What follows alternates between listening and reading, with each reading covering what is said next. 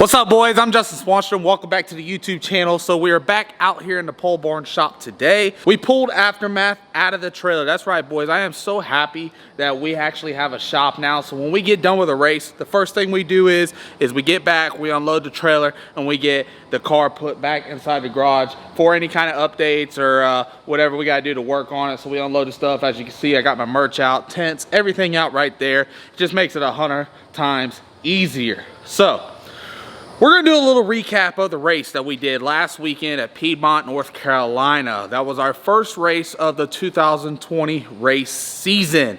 Y'all have been sticking with us for a long time now, through all the testing, through all the explosions, through all the motors, through everything on the car, trying to keep it off the wall, just going out there and supporting us every way y'all can. And I wanna thank each and every one of y'all. I know the whole entire SWANGANG group appreciates y'all, so I don't want y'all to ever forget that. But first race, Piedmont, North Carolina, went to the finals, ran against B-Rad. We ended up losing. The car took a hard left on me. We'll get to that here in a minute. I'm going to be explaining some of the things that I seen in the comment section. There was a lot of people that were commenting the same exact thing, and instead of me responding to everyone, I thought about just putting it inside the video. Also, y'all seem to love the longer vlogs. I made a comment on yesterday's vlog. I said, if this comment got 100 likes, I would make longer vlogs for y'all.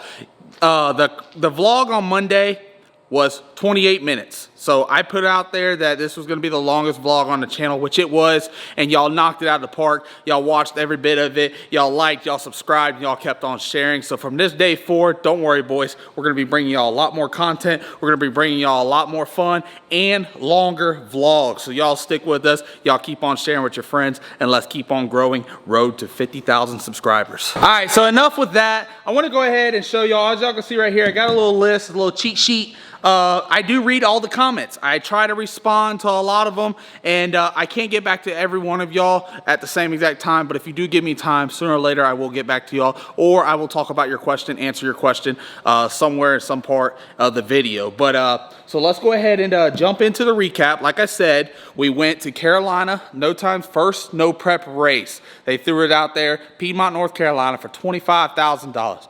First off, I want to thank all the sponsors that have been on board with us through this year for the Street Outlaw No Prep Kings car. All the supporters, that's y'all, SWANGANG supporters. I want to thank y'all for sticking with us for so long. We went out there, first finals, first race. Hell of an accomplishment. Don't worry, they all know who we are, and we're gonna be getting us a win sometime this year, so y'all stick with us. There was a lot of comments that were talking about the same thing on the channel, and that was me driving with one hand. So I wanna go ahead and tell y'all a little bit about no prep.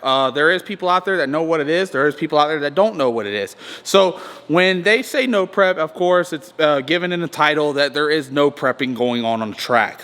So I'm gonna explain a little bit more to you.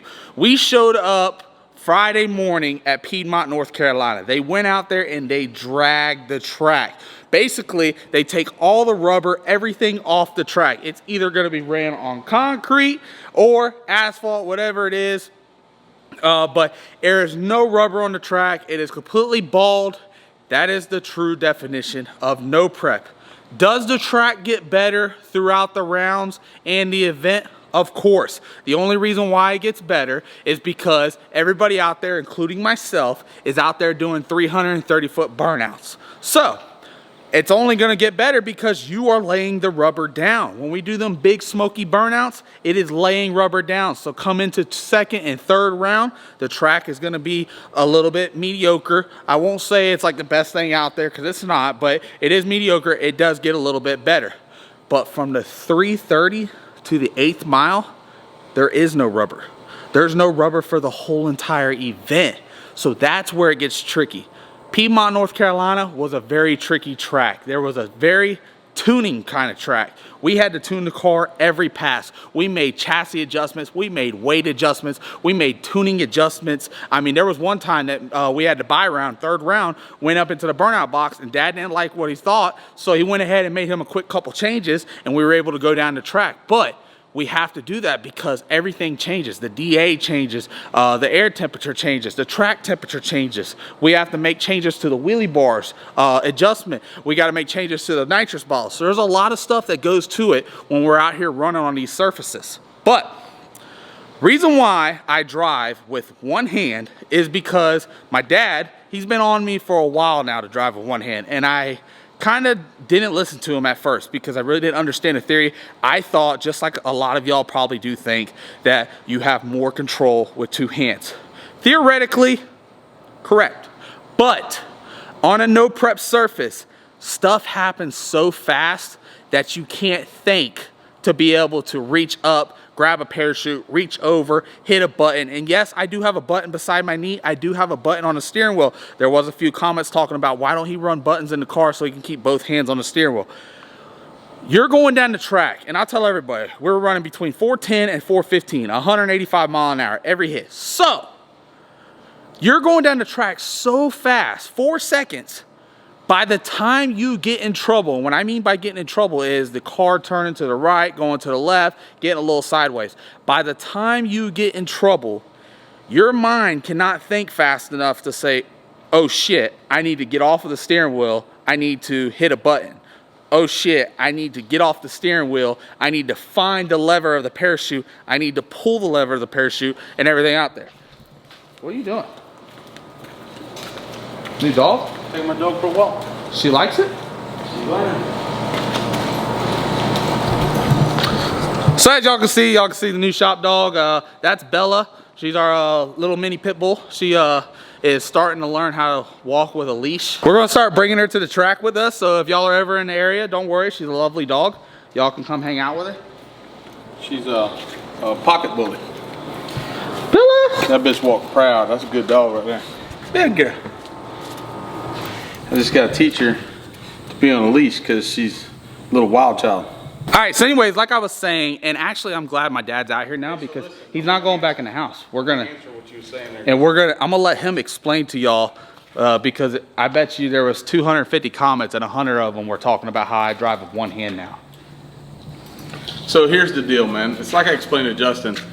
You know, I've been wanting him to drive one-handed for a while because I'm afraid he's gonna get himself in trouble and he's not gonna have time to get that car under control, and that parachute is a safety blanket, and it really is. Especially, I've never driven in no prep, but I came up running on 10.5 slicks. We used to run 10.5 Outlaw, which is 33 10.5 tires, and you know, we slipping and sliding all over the place all the time. So track prep's a lot better now than it was when I raced. So even when I raced, we slip and slided around. So I drove with one hand on a parachute too because I've saved myself a lot of times. But my theory is, you know, if you look at pro stock drivers, and that's what I told Justin today, you look at pro stock drivers, they drive, you know, and they shift the car. They got a Linko in there. You know, I used to have a 4-speed Linko.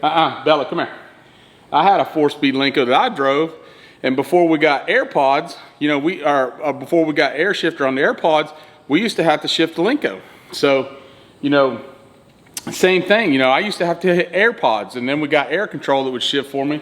But so I've always driven one hand anyway. You get done, you get your hand on the parachute. And the thing is, with these, I never drove with the pneumatic air cylinders on the chutes, but there's a little bit of a delay. And let me tell you something the problem with the delay is. So when he's going down through there, I saw a couple in-car videos. You know, I always complain. I'm telling him, you're not getting the shootout fast enough. You're not getting the shootout fast enough. Well, it's not that he's not getting the shootout fast enough. So what's happening is when he's in there fighting that wheel, and that button's somewhere on that steering wheel, obviously it can't be in his way when he's driving because he's going to hit it. But by the time his mind says, hey, I'm in trouble, well, he could be up here with the wheel or down here with the wheel. Now he's trying to find the button. So there's the delayed reaction of him trying to find that button. And you know, them cars run a low 4-second, high 390 passes. It happens so fast that just in that time of that delay, by the time he does find that button and then the delay to get it out, he's already in trouble. I mean, another 1.5 seconds gone by. So you've got to figure if he's making a low 4-second run and 1.5 seconds goes by, which if you look at your watch and see how fast a 1.5 seconds is, he's already in trouble. He's going to be in the wall. So I've been begging him to drive with one hand on the chute because I'm feared that he's going to get himself in trouble. The good thing about it is in his mind, you know, say if that car drifts up to the center or if it's getting loose, I don't want him to lift because we can't lift. We got to make it through. But the problem is he's got to get the ass into the car under control. So what I told him was, unless the car is just completely out of shape, just throw the chute and drive through it. Drive through the chute. Let it grab the car, straighten it out, and you keep driving. You do your job.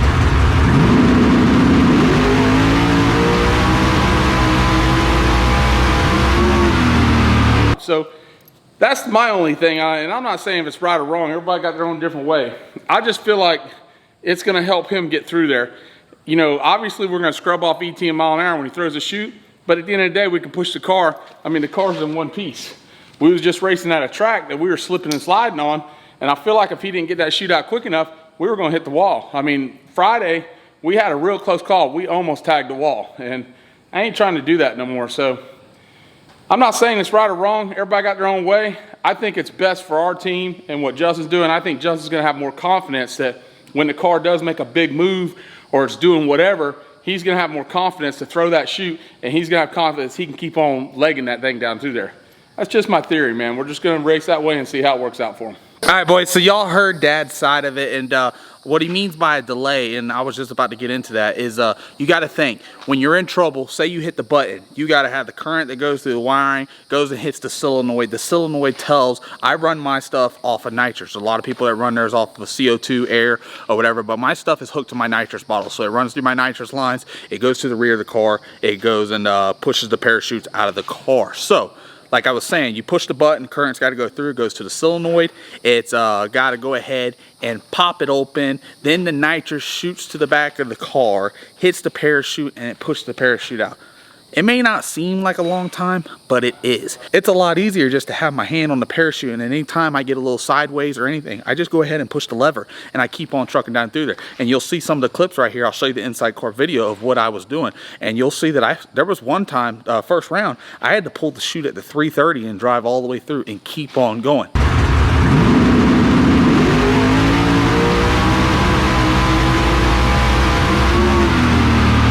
I wasn't a fan of it at first, but now I understand the theory behind it and realize how the chute is your safety blanket. Even though the car was a little bit sideways, when I pulled the chute, it straightened the car back out and it let me keep on going down through the track. So yes, it did knock 20 mile an hour off of it. It may have scrubbed a little bit of ET, but I was able to keep the car straight and I was able to keep going. All right, boys, next thing on our list, one of the guys asked, why does Big Country adjust the wheelie bars every hit?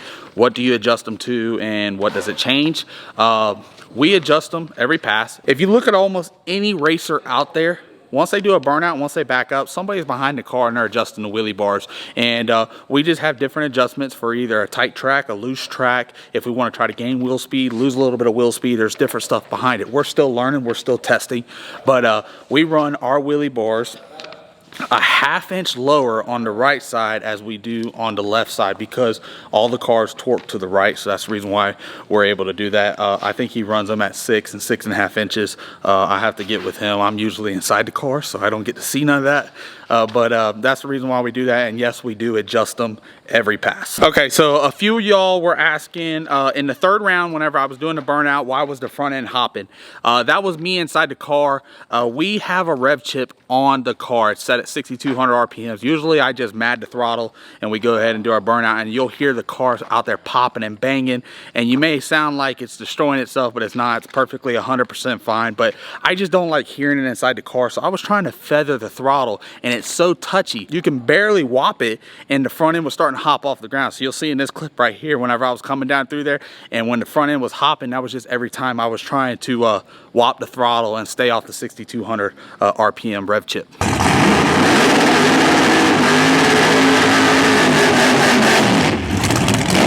All right, so this is a good one. Let me go ahead and go back in the shop. I'll let my dad answer this one, but the guys were asking, why does the car always go to the right? So I'm gonna let him explain to y'all. Maybe he can give y'all a little bit of a heads up about chassis adjustments and what it can do and what we are gonna do to possibly be able to fix it. Stella! What are you doing? What are you doing? You wanna go to the racetrack with us? Got enough room for all my rods. You got too much rod. You're not supposed to have all that there. Yeah. I guess I'll just have to leave this rod. We're gonna weld like 4 times a year, not 100 times a day. You gotta have different rods, bro. Anyways, there was a question on the channel and everybody wants to know, and I kind of want to know too. Why does the car always go right? Well, what can you do to fix it?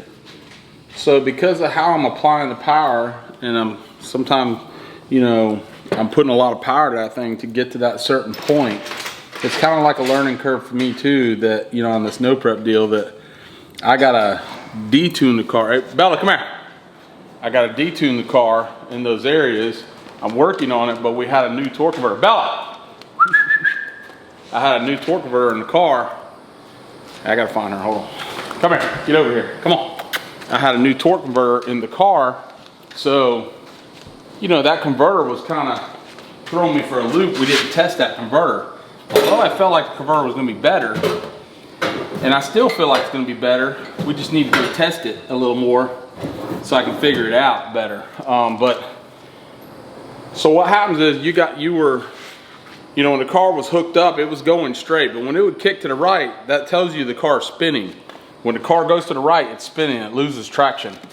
So I really need to go through the middle right there and kind of like knock the power out of it, keep it hooked up, and roll the power back in. It's a little bit tricky, you know. I mean, if the track was good from the 330 on, the car would have drove straight down. So when the car went to the left, what happened was I applied more power. So when the car goes to the left, it's hooked up in its bit, and I applied more power than what the chassis wanted for the setup that's on the chassis. So like on the last pass or the last two passes, the car drifted up to the center line. You could take a flat of preload out of it, take a little bite away from it, and it would have went straight.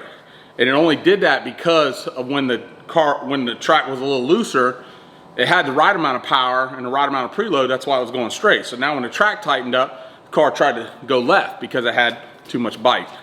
When you ran B-Rad, I actually put more bite in the car, and I shouldn't have because I hit it harder and the car drifted up left. That's exactly what happened. The car had too much bite. So I could have took a flat of preload out of it. The power was fine. It just had too much preload in the car, and that's why the car went left. But whenever it goes down there and it snaps right like that, it loses traction and it spins. When it spins, it's gonna go right. That's how they work. The cars are set up with rear steer in them. So essentially, the cars with that kind of power, I don't know about blower and nitrous cars, it's how I set mine up. Bella, come here.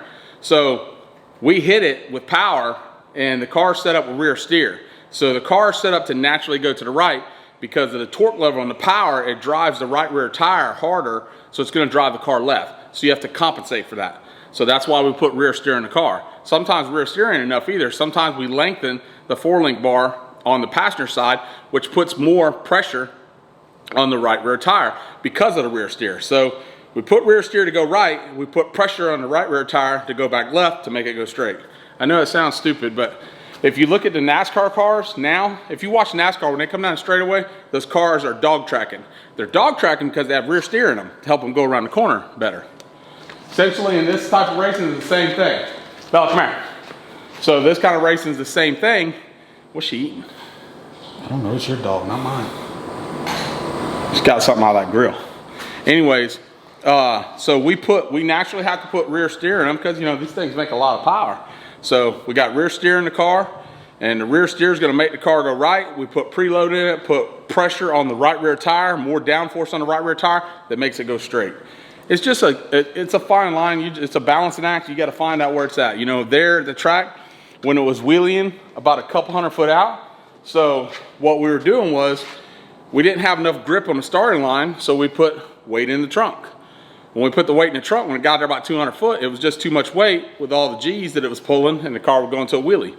So now you got to take and try and put weight on the nose to hold the nose down, but also keep it hooked up at the same time. So we were moving weight back and forth, front to back. I mean, we fought it all weekend. We did the best we could, but with the limited amount of runs we got on that car, we don't know the car very well. This car right here, Alcatraz, we go to the track, we know what to do with this car. We've been running this car for 2 years. We know all of its characteristics. We know what it wants. So anyways, boys, Dad had to go put Bella in the house. She's just wandering off too many times right now. She's very hyped up. But he is explaining it 100% right, and I am still learning as I go too. But basically, to break it down, if the car is going right, that's because it's spinning. If it's hooked up and it's riding the bars, it's going to go left. So you have to find that happy medium and be able to get the car to go straight down through there. It's even 100 times trickier when you're on a no prep surface. If I was on a prep track, as y'all seen in previous videos when I was down at Bradenton or Orlando, when the car was out there wheeling 400 foot, it was just tracking straight all the way down the track. I could have rode a wheelie out as far as I wanted to. But that's because you're on a prep surface, the tire is hooked up and it's ready to get boogie. When it's out there on a no prep, It's very hard to keep it tuned down, to be able to get this big horsepower motor, everything down through there, and stay hooked up, try not to spin, and also try to keep this thing off the wall. But she's home in one piece. As you can see, we pushed it back inside the garage. We are gonna pump the engine. We're gonna go through maintenance, everything, just to make sure everything's fine. We had great pan vac all weekend, 16 inches. The other motor, it had 0.0 on the last run, but we had great pan vac. Everything's good. It sounds awesome. The coil on plugs worked perfect, boys. We had no backfires. We made a total of 8 passes in Piedmont, North Carolina. Nothing, no backfires, no timing issues, no jumping timing, fired right up, sounded crispier than ever, so guaranteed the coil on plugs work. I know y'all been on me hard about getting them on there. I'm 100% glad that I did get them on there for this race to be able to test them. I already purchased the other set, and the harness will be back to me next week for Alcatraz. I just took the harness out of that car and put it in the Street Outlaw No Prep King's car to run for this weekend. But we got a new harness coming. We got coil on plugs and everything coming, and we will be transferring that car over as well. All right, boys, so that's the recap of Piedmont, North Carolina, first no prep race of the season. We got Street Outlaw No Prep King Season 4 starting up in a few weeks. I'm confident we're gonna go test a little bit more. Also, there was people that were asking, how do you stop it from going right, going left, stop it from wheeling? It's just test time, guys. Like Dad said, we know every inch and every ounce of this car right here. We can go to the track, we can do whatever we want with it, we can tell it what to do, and it happens. We're still new to the no prep, we're still new to the big tires and bars, but trust me, we will put in the work. I have the best team in the world, I got the best supporters in the world, and I got the best subscribers in the world. So we will be putting in the work, all of us together. We will figure it out, and we will be #1 by the end of the year. So y'all stick with us, and let's go ahead and achieve greatness. If you haven't done already, subscribe to the channel, like this video, keep on sharing, guys. Go over, get your merchandise. A lot of y'all bought a bunch of merchandise on the website, a bunch of merchandise at the racetrack. Y'all completely sold out the merchandise at the racetrack, and I can't thank y'all enough. So I'm already placing an order. I'm already coming up with new designs. I got more hats coming, so don't worry, they will be on the website too, but I can't do this without y'all. So I want to thank each and every one of y'all one more time. I know I say it a lot, but I don't ever want y'all to forget it, that y'all are what makes this channel. Y'all are what makes this racing going on in this world. Without y'all, we're nobody. Me as a racer, Kai Kelly, B-Rad, all of us, we're just another person. But y'all are what makes us the superstars, and I don't ever want y'all to forget it. So if you're ever at a racetrack, you're ever in the area, y'all can always come hang out with me. Y'all can always be in the pits. If you want to get inside the car and take a photo, take a video for your family, do whatever, just come get with me, get with Big Daddy Brian, you can get with Art, you can get with Big Country. We're family people. We love cooking at the track. We'll invite you over. You can have some food, you can drink some brewskis with us, and you can have an all around great time. I'm loving that y'all are enjoying the content. Y'all go ahead and stay tuned. I will see y'all later. Later on this week, we will be tearing this motor apart. Don't worry, I will be giving y'all all the insights on how to tear down one of these motors. Me, Big Daddy Brian, Carl, Eric, Big Country, we'll all be out here. We'll be putting all hands on deck. So y'all go ahead and stay tuned and wait till the next couple videos so y'all can see what's going on. Also, we got big plans happening for the chassis that's over at Category 5 Race Cars. Uncle Cody hit me up over the weekend. He's already got the strut bars, got everything on the car welded up. So maybe that car will be a rolling chassis this weekend. I've already got hooked up with a couple engine combinations. I've already got hooked up with atomizer for injectors, fuel tech, wiring. So I'm trying to get out there. There's a lot of great companies that are coming on board, Motion Raceworks, everybody. So I want to thank each and every one of them, first off, for coming on board with us. And don't worry, that car will be done soon. We will be out testing with it, having some fun. And it's just another thing to be able to bring more content to the channel and for me to go around with my team and meet each and every one of y'all. So I'll see y'all later.